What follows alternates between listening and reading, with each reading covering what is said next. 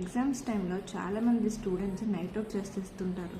అలాగే టీలు కాఫీలు తాగి మరి నిద్ర ఆపుకొని చదువుతుంటారు. అదే పెద్ద మిస్టేక్. నైట్ అవుట్ చేసి చదవడం వల్ల మీరు చదువుతారు, కానీ చదివింది ఇక్కడ స్టోర్ అవ్వదు. ఎప్పుడైతే బ్రెయిన్కి రెస్ట్ ఇవ్వమో అది వర్క్ చేయడం మానేస్తుంది ఆటోమేటిక్గా. మీరు 10 o'clock కల్లా పడుకొని నెక్స్ట్ డే మార్నింగ్ 4:35కి లేచారనుకోండి, మీకు యాంబియన్స్ కూడా చాలా ప్రశాంతంగా ఉంటుంది.